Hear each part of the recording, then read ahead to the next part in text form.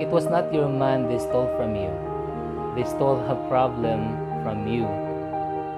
Now, you can never justify that someone destroyed your peace, and that is the reason for you to destroy someone else's. You get what I'm saying? Na most people would say yes, kasi niloko niya ako eh. Sinaktan nila akong dalawa. Para hindi sila maging masaya, quits na lang kami. Ipopost ko sila. At the end of the day, some people, that could be a good reason to post those people who hurts you in social media.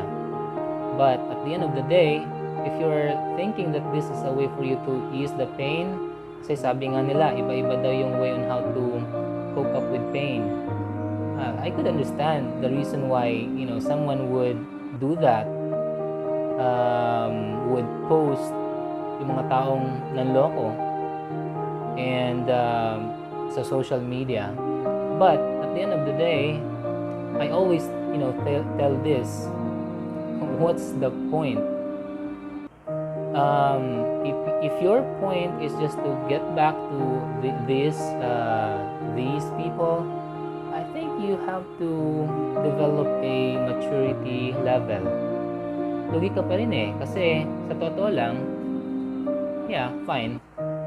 You could tell me, at least nakaganti ka sa kanya. Well, basically, that is the kind of person you are.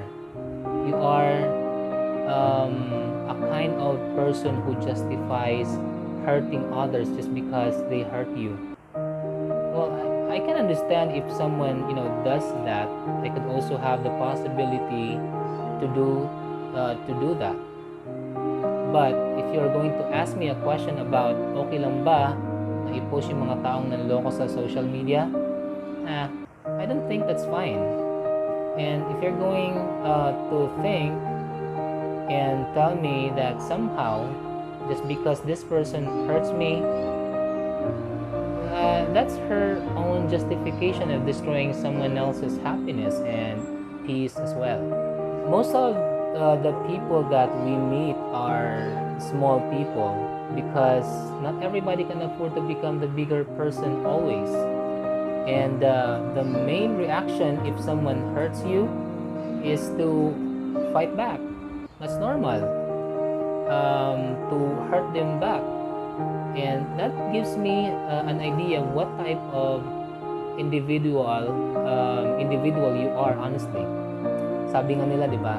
You can always say someone's character on how they react to the waiter or on how they speak to a janitor. Now, at the end of the day, someone's character can also be measured if you put them under pressure. So, and also if you put them through adversity. And social media is actually not an excuse for us to justify berating someone else. And by all means, my friend, this is not me trying to justify the hurt of a person that got cheated on. I understand, mahirap, yes, masakit at hindi dapat yung ginawa sa'yo. But there will always be a proper ways for you to somehow, get the justice that you want. If your point is just to get back to these people, means that you are the type of individual I don't want to associate myself from. They justify their own happiness. They justify their own revenge, the action of hurting someone just because someone hurts them. Well, you can do whatever you want to do, but at the end of the day, I have an opinion, and I know that I have the point on whatever it is that I'm telling you right now. That if someone cheats on you in that you post them on social media, I would understand why you would post them better. At the end of the day, that's detrimental to the kind of happiness that you want. Kasi parang binibigyan mo pa ng chance yung taong sirain ka pagkatapos kanyang sirain. Bakit kasi nahihirapan ka na ngang mag-move on sa sakit na ginawa niya? Dadagdagan mo pa ng problema just to seek or express the way how you feel in social media. Well, yes, it's a way for us to cope up. Well, I totally understood But not every means of coping up is right. There's healthy ways you have to check the long-term effect of this. With all the people that I know who did this uh, at that specific time, they might say that yes, they did the right thing at that specific time. But well, let the wisdom grow into you. Let humanity tell you how other human beings are not capable of hurting your feelings down the line. You will tell and look back on the things that you did, and you will always tell yourself, my friend, that you wish you didn't do it. And instead of you removing yourself from the situation, trying your decision, moving past through this hurt, hindi na nangyayari. Bakit? Kasi there's a lot of people na nakikisawsaw. There's a lot of people who would look as if they would support you. Pero at the end of the day, is it really going to be helpful for you to move forward? If you're an individual who is not really capable of moving forward with just their own strength, yes, it could. It's a sign of weakness. Is it really worth your time? Now, I'm telling you, my friends, those people who did wrong to you, karma has its address. It might not be you, but there will always be a specific time, a retribution will come. Pero part of the reason why most people do this is because they cannot accept the fact that the fact of what happened in their life. Well, life is a race, my friend, and in those people who dwells after being hurt, those people who dwells after getting punched in the face through adversity will always be left behind. And there are also people who got knocked down. There are people who has actually got hurt way worse than you. Now, this is not me trying to tell you that you are not supposed to feel hurt and pain. Well, fine, you should. It's okay, but do that while running. May mga pagkakataon sa buhay na minsan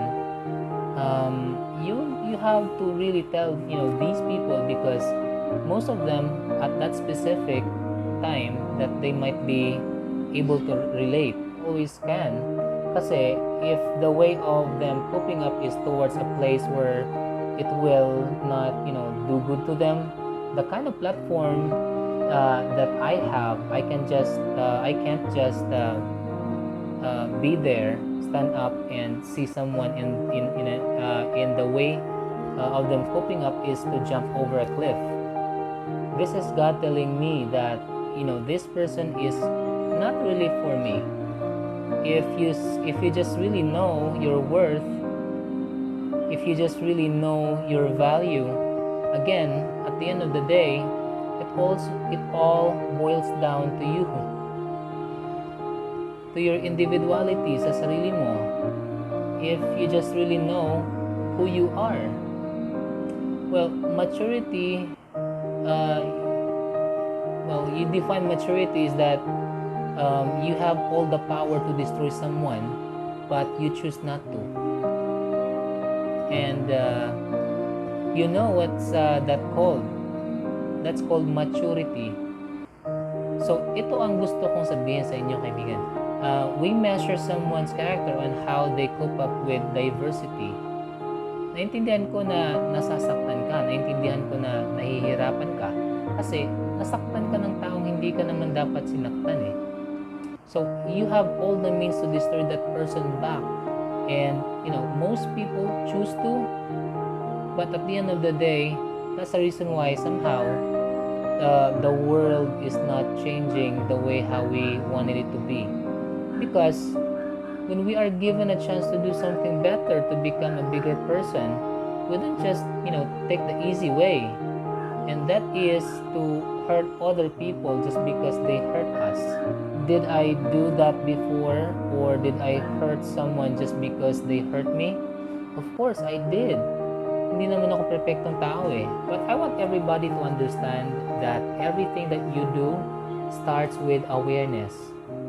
And this is me trying to be aware and trying to apply these things that I'm telling you right now.